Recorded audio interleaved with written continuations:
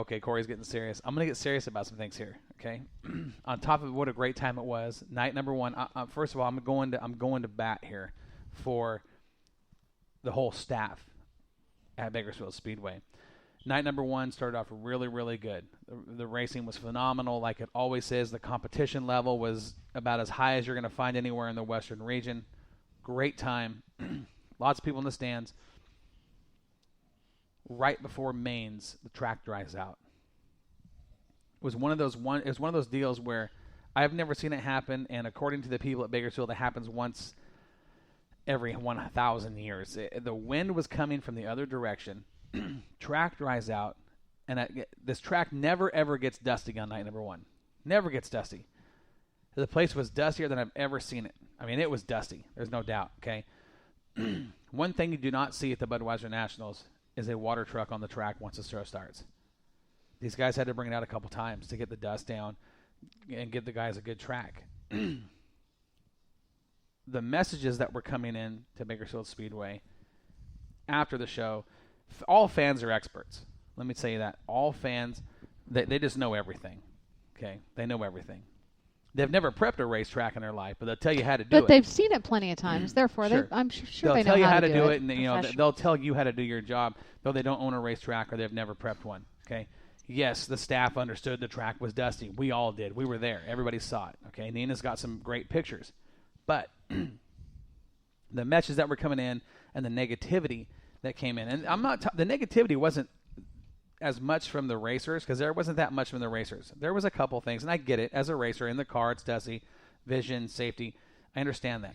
But when it's coming from the fans who have never done anything like this, and they're trying to tell you guys, the one time it happens, everybody's got to freak out and acts like it's the end of the world. Okay, the staff understands what happened. They saw what was happening. They made the adjustments during the show, and they got the water down to keep the track decent for the mains. And it was mostly in one turn, one end of the track. Unfortunately, it was the end that was closest to the fans. But they got the water down, gave us a great track for the end of the night. Okay. Did you guys see what happened on night number 2? Track surface. Okay. We get to the track. I got to tell you, these guys know what they're doing. This is some of the best track prep you're going to find anywhere. We got to the track, and Gary and I walked in, looked at the track during track pack, and we're like, oh no. This is going to be completely opposite of the night before. It's going to be wet, sloppy, rough, chunky. And I'm watching this track thinking, I think they overcompensated. This might be ugly the other way. And as they're rolling it in with, the light trucks, and the water truck was even out there, Scott Schweitzer makes the call. He says, get the big tires on the track, meaning get the late models out there. They brought the late models out. They brought the pro stocks out on day 2. They started bringing out cars with the wider tires. And they packed that track.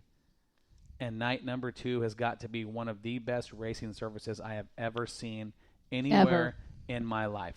Yeah. And night 2 at Bud Nationals is always really, really good. Night number 2 is always, not always, but it tends to go like what night number...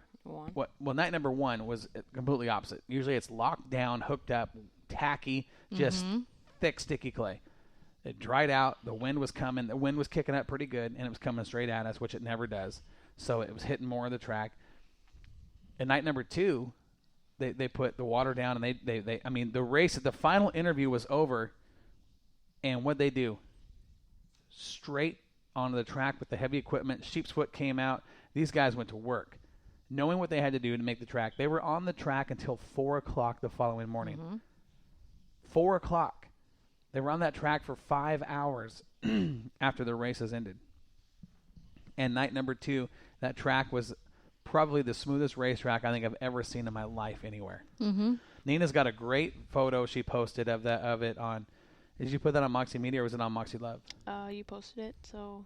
Moxie Media, I'm going to assume. Yeah, you can check Moxie Media Promotions, or you know what, we can repost it. We can repost it. Go look at that surface. Great photo. Unbelievable. And, we have, every year we've done it, or every year I've done it anyway, we always have that photo. Yeah. Right. We always take a photo of the...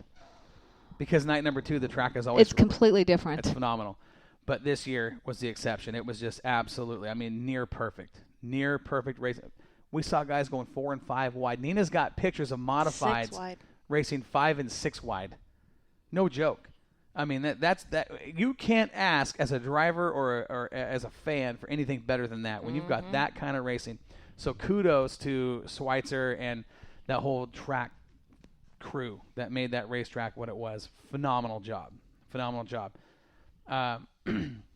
Night number 1, fast qualifier, was Rob Sanders, the 10N, the Sandman.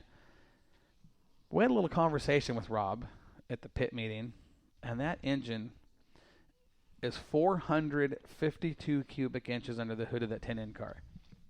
And he is pushing, by his words, 984 horsepower. out of that No thing. way. Wow. Just under 1,000 horsepower. And that thing, that is the one car on that track that you can hear. It has it's got a real distinctive sound. I mean, I don't care if you're in the stands or in the announcer's booth, the Mike Mosier Tower. It doesn't matter where you're at.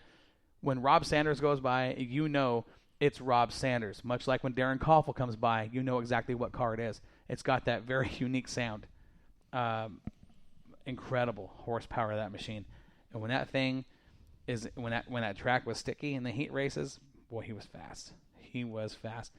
I didn't get a total car count, but from what I understand, we were pushing over 160 the first night, and I think we had just about 180 on night number 2. That sounds about right. I think that's the number. I was right around the 180 mark. I didn't get an exact count, but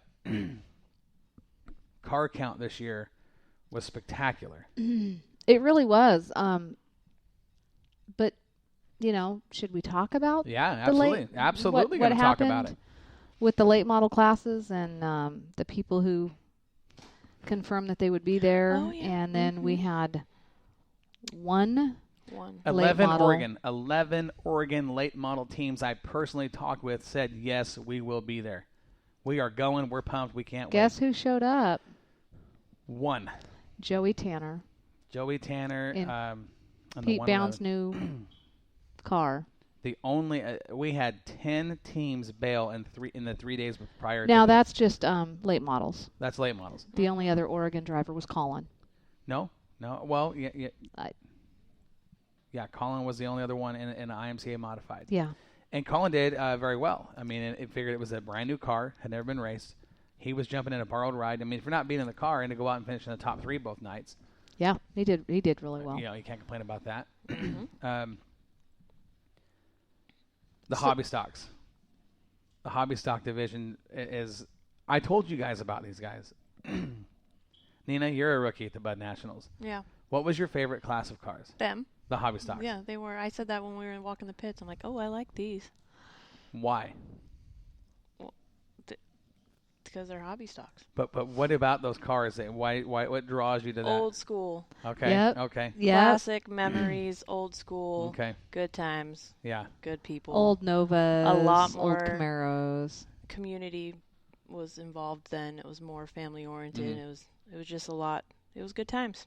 It was, and that the racing that those guys put out is, I mean, Just like the street stocks here. Here's the right. Exactly. It's very, very much the same. So when when the hobby stocks rolled around, okay, instead of sitting in the Mike Mosier Tower and calling that show with Mike Patterson and John Candelaria, I step out of the booth, I sit in the stands, and I watch that race because it's just that so much fun. fun. It's that much fun, and they draw a good crowd.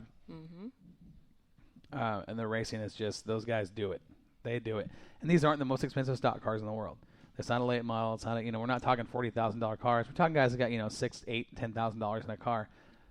But the entertainment value from those things is just as much as you're going to find out of those $80,000 cars. Great time. I did not write an outline for the show. I'm shooting. There he is. The Double G just walked in the studio. Double G is in the house. Good Lord. So, Gary, I'm sorry.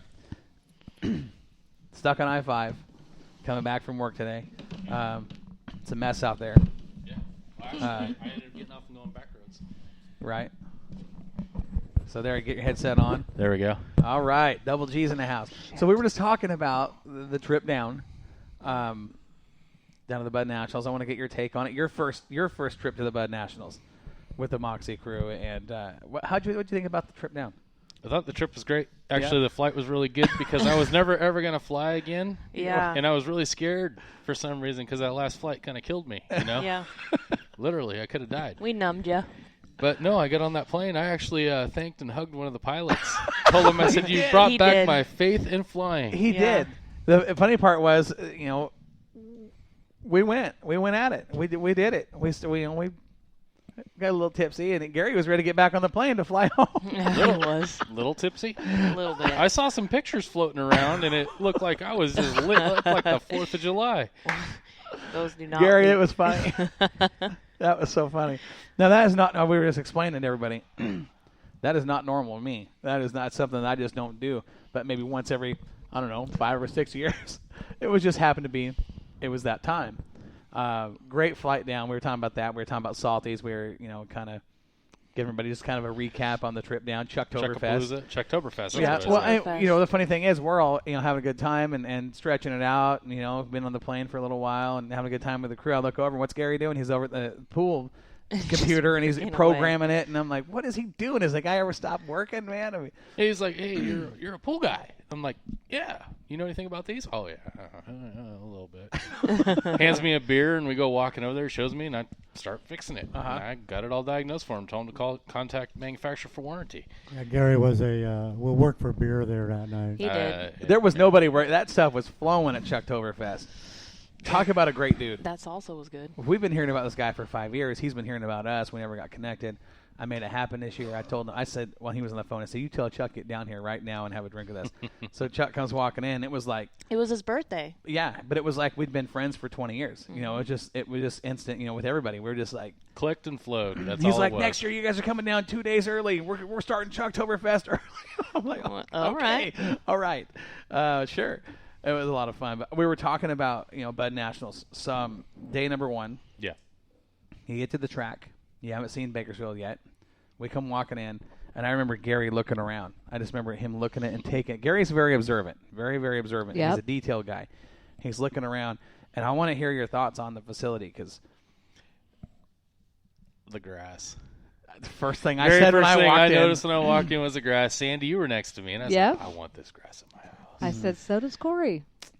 Very The grass, low- and he's talking about low the grass at cut. the concessions. Yeah, The it was concessions wide. have beautiful, perfect sidewalks. I don't know what kind of grass that is, but it's Golf phenomenal. course, I don't know. I'd say putting green grass. Yeah. It That's was what it feels beautiful. like, yeah. Yeah. I thought it was fake. The concession stands, the whole facility. Tell me about what you think about that whole layout of the track. So it was interesting. I really liked the fact that you could sit there right around turn 4 and get a bunch of action. you can know? sit there and watch the races while you're getting your While concessions. you're- Yeah. yeah. And it flowed. The way that you get in there, it flows really nice. And then the flow that carries on beyond, the turn 1 down into the pits. It's just an interesting track. It is very, now, And the pits and the overflow pits are huge. Yeah. it's incredible how big those pits, and they fill them up. They do. They fill them up. That place was packed. I mean, would you agree? I mean, it was man. packed. And there's been years where there's been more than that. Really? Where do they park them? they get them in there tight. They get them in there. I guess they were Yeah. kind of spread out a little bit, but it wasn't. I could see where you could probably get. You can get it. Another few more in 50 there. in there. Yeah. Yeah. It was awesome. Fun deal. The one person I felt bad for on the crew on night number 1 was Dave because of the dust. I actually went and stood up there with him for a little while, watching some of the races and watching him film.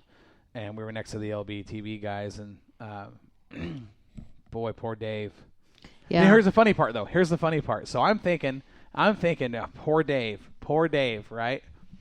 So I said, hey, Dave, where's Gary and Tim?